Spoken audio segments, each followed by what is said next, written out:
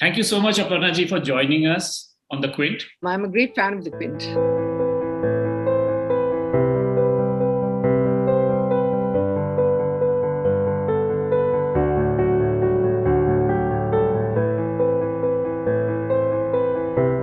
Well, the story's been with me. The germ of the story's been with me for some 10 or 15 years. I mean, I had thought of it. When did I first think of it? I can't remember when I first thought of it. But then after the spate of rapes that we have been reported in our country, I just kept wondering, even at that stage when it first came as a germ, I kept thinking, why is it that men rape? In fact, I read a book called Why Men Rape. And I don't think I really got any answers. Suchanda Chatterjee, she called me up to asking me to direct a film, I think 4 films that they were making, and I was to be one of the directors. And I was busy with my current production of Ghore Bai Riyaj, the Bengali film that I made before this. And I said, no, I'm too busy with the post-production. And, if ever you want to make a full-length feature film, why don't you get in touch with me? She then immediately came, and I didn't know what to tell her. I told her this story, which had been lying with me and which had been actually growing inside me without my really knowing it. And she said it's wonderful. And then they took it to Sunil, they took it to Sameer Nair and all the folks at Applause, and they loved it.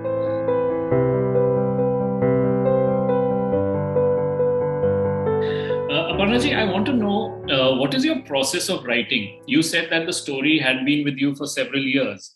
So do you go and put down thoughts on a piece of paper or on your laptop from time to time? Or do you say that, okay, now I'm going to sit and write the story and just write it out in a period of probably a few months? Sometimes I will put down notes and then nothing will have come of it. That also happens. Sometimes I don't realize that the story has been kind of marinating inside me, and then suddenly one day there are images. It always comes in the form of images. And when those images start coming, that's when I know that, no, I mean, it's asking to be told. And then I start writing it. I usually, nowadays, to hasten the process, try to, and also in order to, help the producer, because they need something to work on, I write a detailed synopsis. And in the writing of that, the story gets more fleshed out. And finally, when I write the script, I consult the synopsis and I move away from it too. I move away, I put in new things, but the basic, the basic structure is there. What was the process for The Rapist? For The Rapist, the most difficult part was it was getting too long. When I started writing it, the main problem seemed to be the time to connect all these things, that so many things happen in the film. And then I did something which I thought worked rather well. I broke it into chapters like a book, And what happened as a result of that is it gave me a distance between the director and the film, which is, partially Brechtian. So I think that gives you a certain objectivity, which is why I think the fact that I take no sides in the film, that I'm just telling the story as an exploration of something I personally want to know, is why do men rape? And also my ambivalent attitude about what should be the penalty for rape.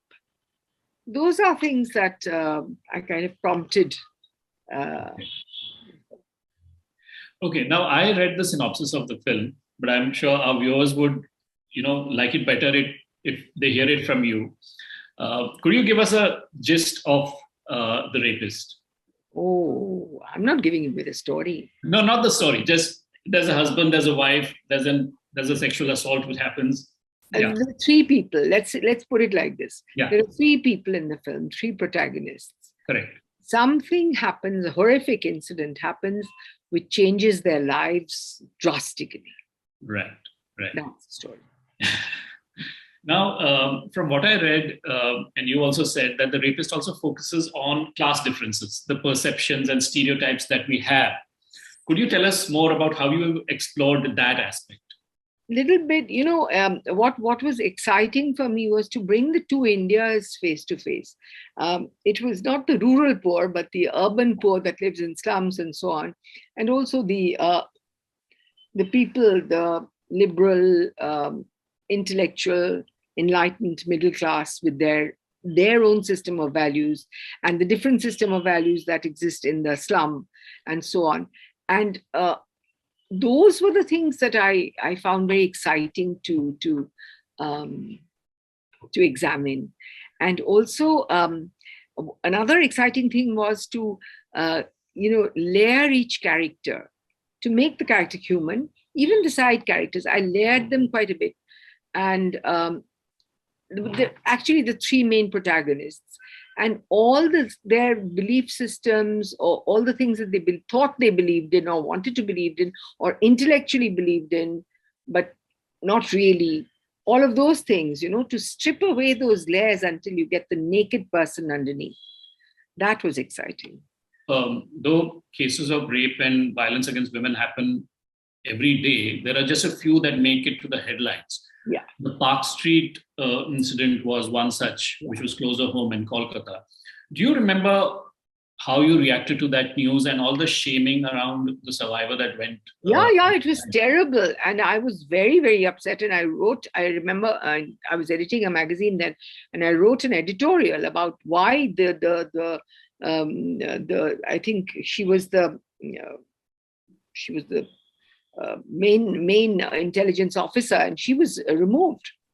Right. She was removed because she said, no, this is rape, Yes. So she was removed, and this was, and they all blamed the woman for going out. Of course, I personally don't think it was very wise of her to go out with these men. I mean, if you are carrying I don't know. I'm not saying I'm blaming the victim. There's no way I'm blaming the victim. But if it were my daughter, I would say it would be, because it's not a perfect world. It's not an ideal world. In an ideal world, a woman should be able to go out. Men should not be able to say, no, she's been leading me on. In an ideal world, when a woman says no, it should mean no. But it is not an ideal world, unfortunately. So if it were one of my daughters, I would say I think it's wiser not to go out at this time of night with these drunken men alone. But which does not mean that I'm blaming the victim. I'm just waiting for an ideal world to happen. Right. Now, we spoke about the Hathras incident, the rape case. Do you also believe that there is a role which is completely being played by this total apathy by the law and order system and the state towards, incidents of violence against women? Well, after the Nirbhaya case, fast-track courts were installed and so on. But I think that, the people who are in power are themselves of that kind of mentality. That is the problem. A lot of people still think that rape is about sex. They say rape is about power, but the sex becomes prominent somehow. But some of these victims are killed in a horrific manner. Nirbhaya, of course. Then that poor little Banjara girl in Kashmir. Just think of her. I mean, that was one of the times when I sort of, veered towards the death penalty myself. I mean, there's this ambivalence of what should be done with such people. Is it genetic? Is it something that has sprung out of inequality? Or is it something that Lombroso said, that in his book, The Criminal Mind, I think, that, this is, these people are not fully evolved. I don't know. Really, I don't know. And that is what my film has been. I mean, I'm not giving solutions. I'm not trying to take sides. I'm just trying to explore.